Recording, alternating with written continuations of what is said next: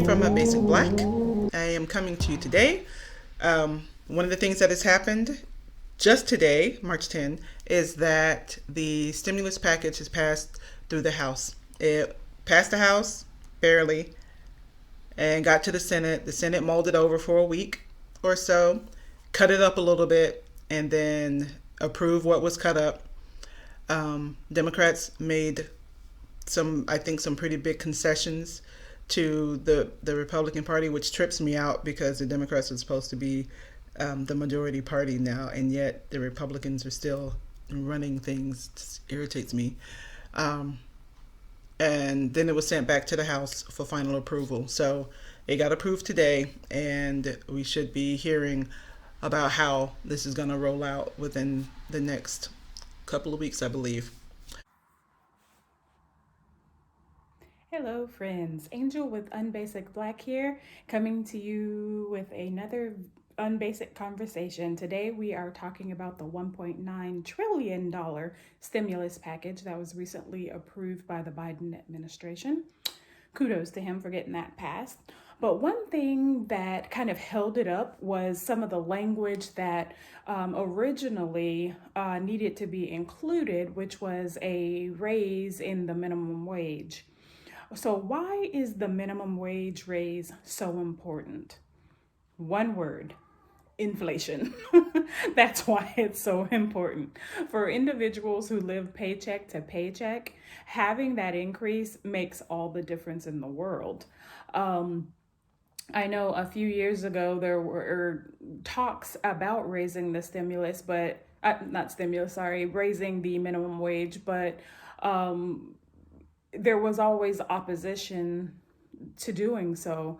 But what people fail to really understand is that it's not just a question of giving individuals a higher wage, but every single time there is any kind of increase in pay, there is always inflation. Things constantly go up. The cost of living has steadily risen over the years, so any type of increase in the minimum wage has really not been very helpful. Individuals are still living paycheck to paycheck. They're still trying to see how they're going to be able to make ends meet. And it's just as simple as that. One of the things that was cut out of the original bill, the 1 point something trillion-dollar bill, is minimum wage. Before you watching this one, I had done over 30 minutes of talking before, because I get this is something that um, I get fussy about. I rant. I try not to rant, but it's personal for me because I've been in jobs where I've been salaried and decent salaried, and then for various or and sundry reasons, I've been in jobs where I made minimum wage or just above minimum wage. So um, when they did not include the minimum wage in the stimulus package, that was upsetting. And I hear people like, okay, $15 an hour, yay, kind of thing. But it's not $15 an hour right now. It's $15 an hour stretched out in the end over a period of time, and then it would become minimum wage is $15 an hour. It would go up incrementally. So it's not like the employers were going to have to scramble to figure out how they're going to come up with $15 an hour tomorrow, kind of thing. It was going to be over time, and they would have time to prepare.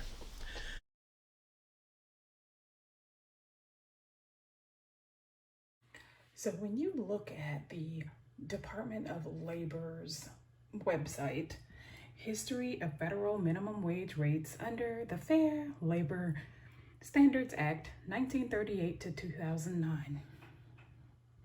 Take a peek.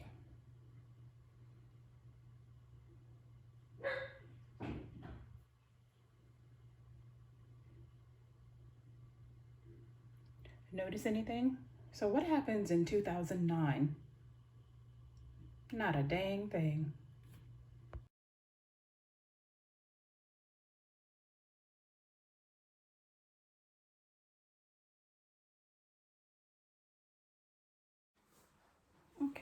So, when we look at these numbers, why does something like this matter to people of color in particular? Well, if you look at systematic racism across the board, people of color have always kind of gotten the short end of the deal when it came to any kind of funding or any kind of wage related benefits. So if you look at the average cost of living and the average cost of living in certain neighborhoods, cities are continually rising. The money is going up, up, up, up, up, but the wages are going down, down, down, down, down. So people cannot afford the basic necessities. Between the years, like the slide that I showed you, between the years there hasn't been much growth financially in communities, in particular people of color. I had thought about when I was in my sophomore year of college. I worked part time at a fast food chain, and I remember making $2.90 an hour, $2.90 an hour, and then but that can't be right because I checked the minimum wage in Florida back then was supposed to be like $4.33. So I was probably making $4.33 an hour part time, and that money was being used to save up so that in the fall I could get an apartment and with a roommate.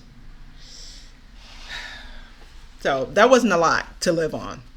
I remember that I had very little food in the house, and I would usually get food from my grandma because some kind of way she always had enough food for everybody. She fed my uncle and me, and herself, and my aunt, and I think there were some more cousins left at home by then. So she was still feeding people and still had enough to send with me whenever I would come visit.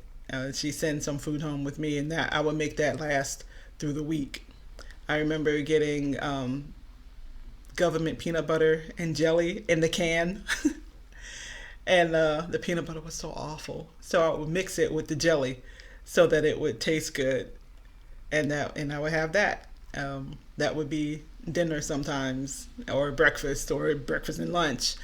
I had worked at a cafeteria, and that was how I was able to feed myself for a little while until I got a different job. At any rate, so I had I was thinking about the minimum wage as it currently is, which is $7.25, and I keep thinking that I've seen someplace that it's $8.25 somewhere. I think I think it was Nevada that may have bumped theirs up to 8.25. So the federal minimum is 7.25, but I think Nevada did a state minimum of 8.25.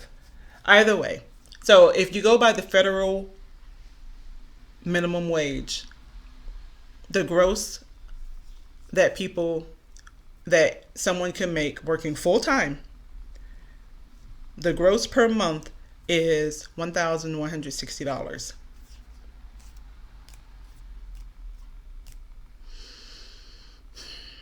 $1,160 gross.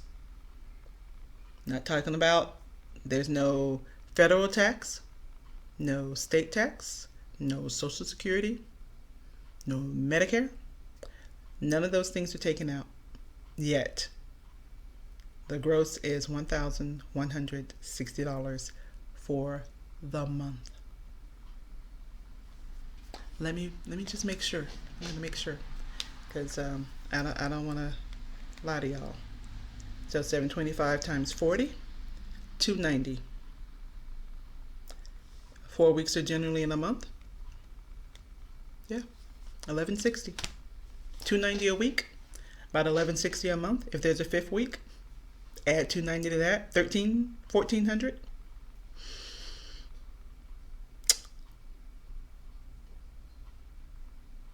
A person trying to live on their own on 1160 gross.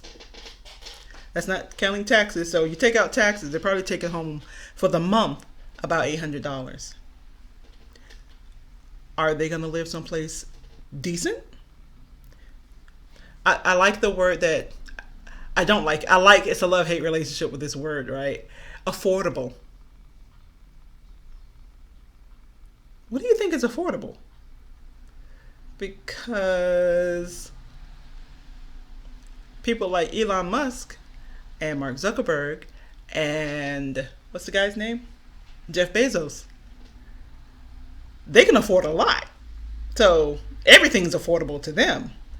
But what is affordable to someone making who who can't even take home 1160 for the month? What's affordable for that person? So the minimum wage has been in the talks for years, for decades. I remember it throughout my adult life. The talk about raising the minimum wage, but every time it would get shot down because people would say that if you raise minimum wage, you're gonna induce inflation. And there have been studies that have been done that says no, that won't happen. Um, and then it's where's the money going to come from? Well, it should just come from the employer, but the employer usually get that money recouped from the customers.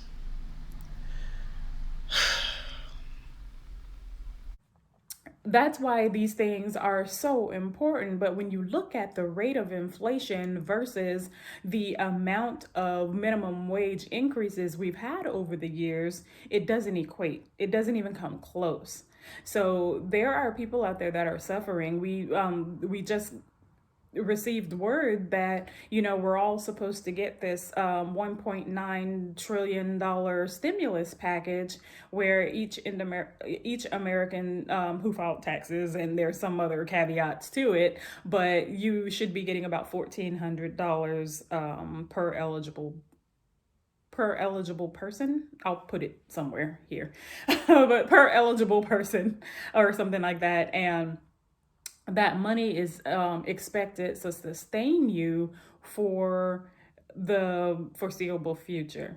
So there are some individuals that won't feel the pinch at all. In fact, that'll be just kind of like spending money for some people to catch up on projects and catch up on things that they've been meaning to do around the house or whatever the case may be. But there are other people who are sincerely depending on that money to survive for the next couple of months.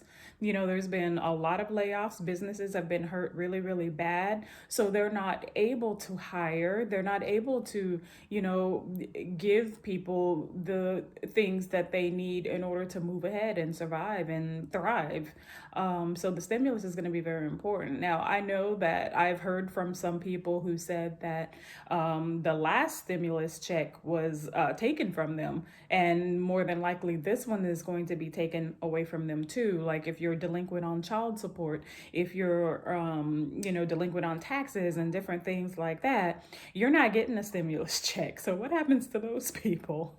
I mean, we can say, you need to pay your bills or whatever the case may be. But when you have people who are in a situation where they probably were the hardest hit by this pandemic because those blue collar jobs, those labor jobs, those low income jobs are the ones that were not able to survive. They were the ones that weren't able to survive, the mom and pop shop or something like that. These places were not able to survive. So now you have individuals who are sincerely dependent on this stimulus package that may not get it. Now, one thing that I did see that changed that I thought was a good change was adult dependents. Adult dependents were excluded from the previous two stimulus packages, but in this latest one, through the Biden administration, it seems that adult dependents are going to be eligible, because you had individuals who still had high schoolers that were 17, 18 years old living in the house eating. You know how much kids eat, you know how much money it takes to take care of children, but they were not eligible for the stimulus package. So if you have two teenagers, you are a SOL. You know, you were what, how's it go? SOL. Yeah, you were SOL. But then you have individuals that, they have, toddlers or whatever the case may be.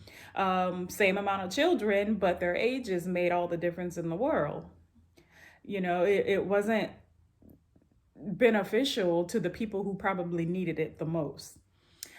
So I think it's great that this new stimulus package has come out. I just wish that they would have looked harder at raising the minimum wage, because there are people out there in those positions, in those jobs, who are suffering and who actually need the money. Corporations, they don't need any more bailouts. They don't need any more bailouts. And I really think, like, if Congress was in the same situation that a lot of Americans are, they would be more understanding in terms of the actual needs of the American people, not what they think people should need. And we're always on our soapbox about participating in your local elections, but things like this is why, because that congressman or that senator you elected are the ones who are deciding what you need. They're the ones that are deciding for you.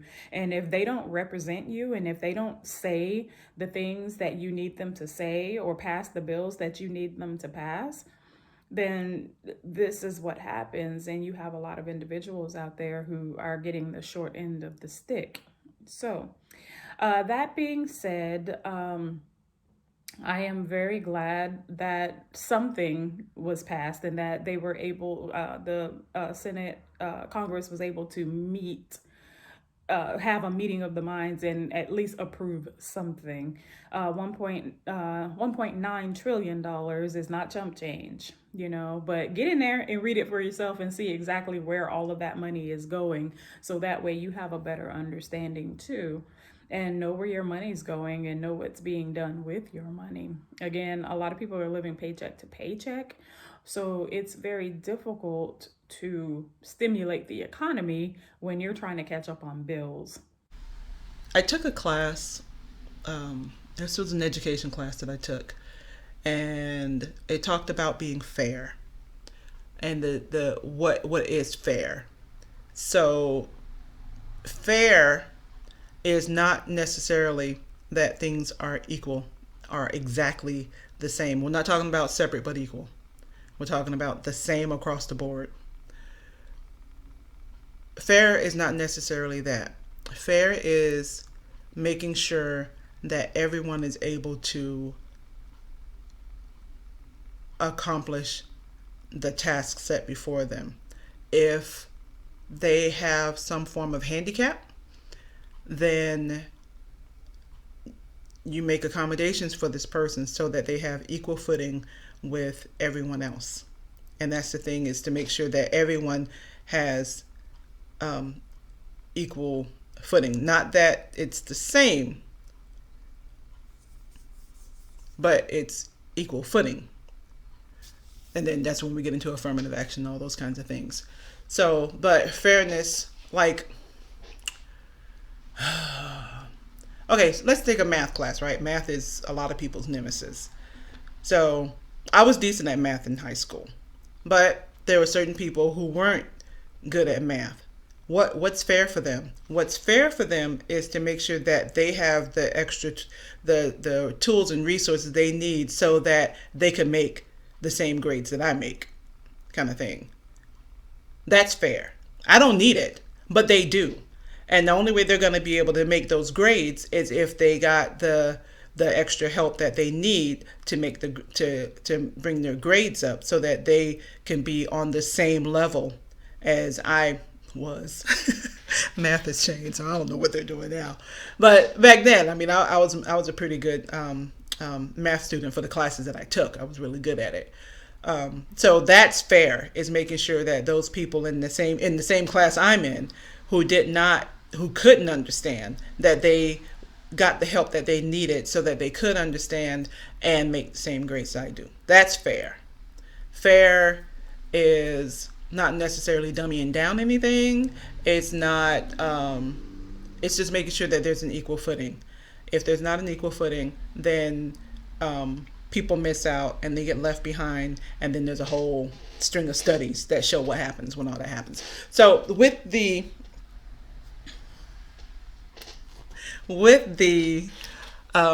minimum wage, it's designed to, one, keep employers from paying people nothing or next to nothing, because if they could get away with it, they would.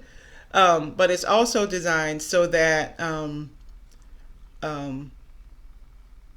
employees would at least have somewhere to start, kind of thing. But the problem comes in is that, and this is what those other arguments about like inflation and stuff, like every time um, there's a catch 22 when, like, with cola increases and all that kind of thing, there's a catch 22 with it, because somewhere along the way someone says, oh, you're making more money, well then I could charge you more. No. No, that's not why I'm making more money. I'm not making more money so that you can charge me more money. I'm making more money so that I can afford to get out of this, whatever it is I'm in, and be able to start saving the money. Because you know what they're like. The thing is, like, if you start setting aside a certain amount of money at this age, and if you go 30 years, by the time you get to the 30-year mark, you'll have this. But how am I supposed to save the money if I can't afford to?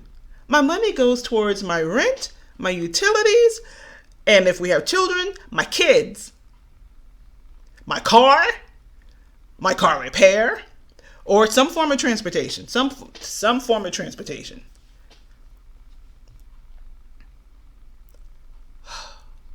It just feels like a big old mess. And then you have the people that are disproportionately affected by this. So now, how long have we been using that word, disproportionately affected? I don't even know when I started hearing it. It's just become a part of our vocabulary, so that when you say disproportionately affected, you automatically know who the disproportionately affected are. It's black and brown, in case you don't know. Black and brown. Those are the ones who are usually in the minimum wage jobs. And then there's a whole thing behind all that. So it's just so much. At any rate, so the people that are mostly affected are the black and browns, are the black and brown people. And the minimum wage, that gradual increase to the $15 an hour will at least help us to be able to afford a decent living versus scraping by, which is what we do. We scrape by, we eke out a living because we have to, because that's what we're given. We're not given what we earn. We're just given that wage.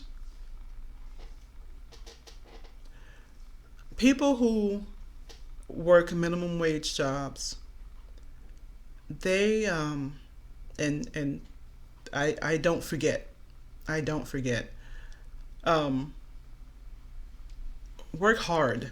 I worked as, I guess you can call it a runner, for through a temp agency for a rental car agency. So the temp agency hired the rental car, hired the temp agency to find employers. So I worked there for a while, and I lost a lot of weight. Because when I say I was a runner, I ran a lot at that job. And I worked hard, and I did my 8 hours, but it was a hard worked 8 hours. I was in the sun. I was in the rain whenever it did rain. I was definitely in the heat. And then when I was indoors, it was dealing with customers and trying to make sure that they're satisfied and keep a smile on my face. Minimum wage jobs are not easy, and a lot is expected of people who only make $7.25 an hour. A lot is expected of people who only make $10 an hour, because I know some places they just up it to 10 even. That's $400 a week. 1,600 a month. Again, where are you living at 1,600 a month? I'm sorry, that's 1,600 gross. So 1,600 minus taxes. And if you decide to get health care through your job, minus that, where are you living? How are you living? Are you safe where you're living? And I don't think that politicians take that into consideration when they're saying, no, we're not going to increase the minimum wage right now because that's going to affect inflation. Inflation's happened whether there was minimum wage increases or not.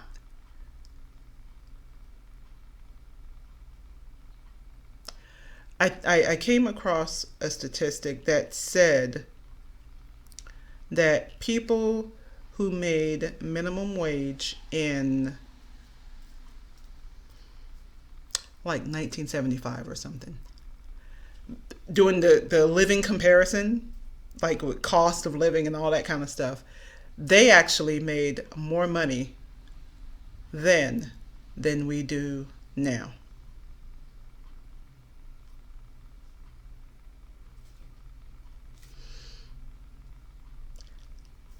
Go to McDonald's. I'm just gonna throw that out there, and then I'm ranting and I'm trying to stay on point here. Go to McDonald's. So when I was little, McDonald's was a treat. McDonald's was a treat, okay, and Burger King, any restaurant, any fast food restaurant, those were treats for us.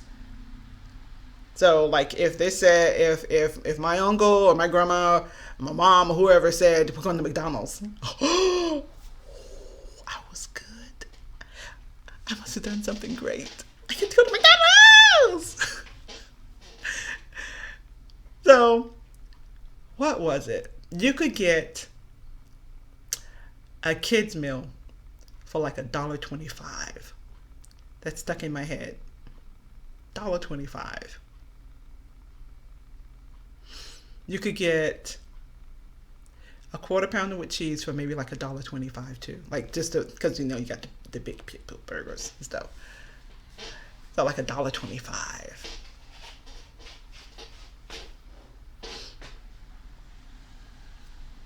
You can get a whole meal for like $3.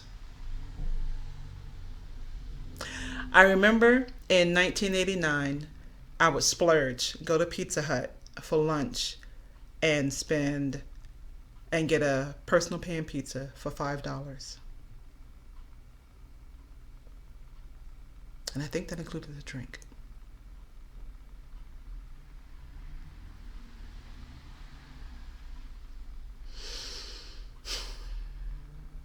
I can't get out of the McDonald's drive-thru for less than $10.88. The same meal that I've ordered all my life kind of thing. $10.88 now. If you go to the airport, it's more than that.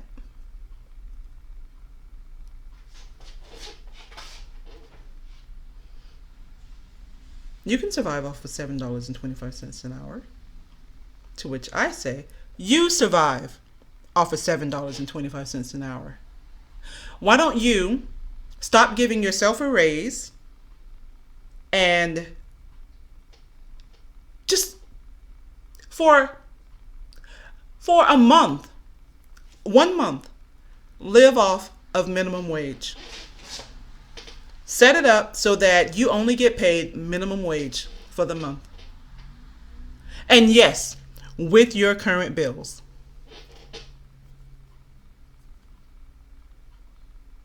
Minimum wage. You do it. Well, I don't have to. Exactly. You don't have to.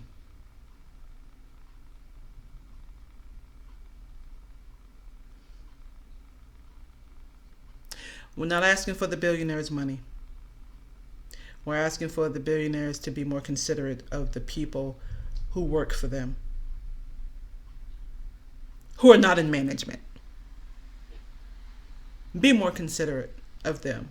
Don't tell them that they're family and then you you increase their hours and you make them work. And you tell them that if they unionize, they're going to be in trouble because they're trying to make you pay them a wage that will help them to take care of their families. They're trying to make you comply with OSHA standards. You come down on the floor in your hard hat and you smile and you wave. And they'll smile and wave too because they have to, not because they want to.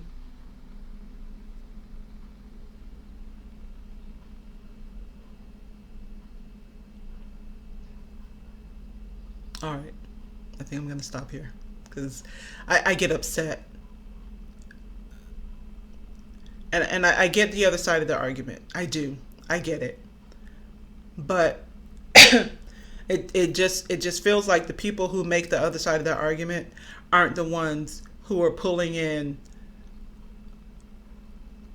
$1,160 before taxes.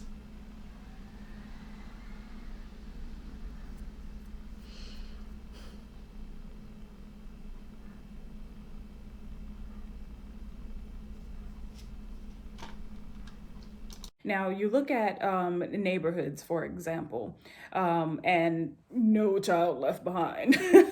And you look at certain neighborhoods and you see that individuals get a certain amount of federal funding and state funding when it comes to education. What exactly is No Child Left Behind? So, a fact sheet from the No Child Left Behind Act that President Bush signed into effect in 2001 states President Bush has made education his number one domestic priority. On on January 23rd, 2001, he sent his No Child Left Behind plan for comprehensive education reform to Congress. All right.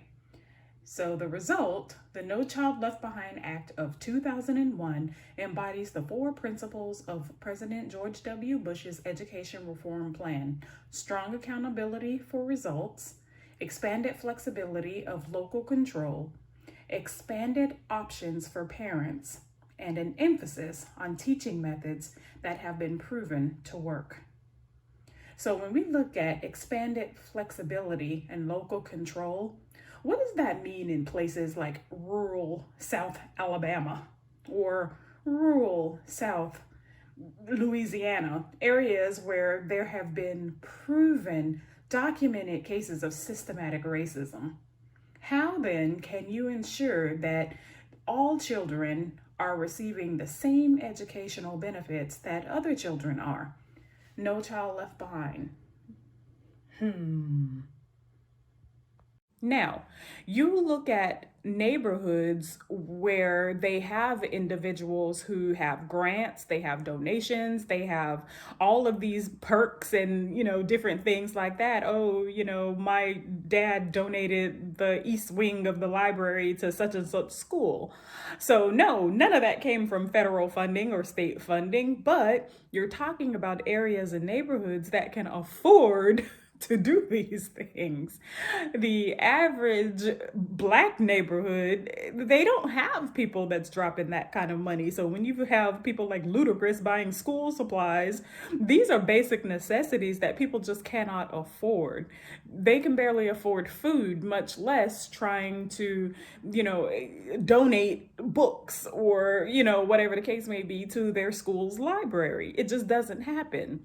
So that's why these things are so important. But when you look at the rate of inflation versus the amount of minimum wage increases we've had over the years, it doesn't equate. It doesn't even come close.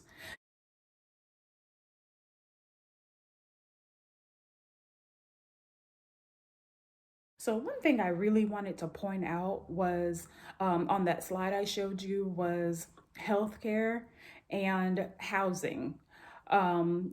Groceries has continuously gone up over the years as well. But when you look at the amount of hours you have to work to cover the difference between 2009 and 2019, 2018, it's ridiculous.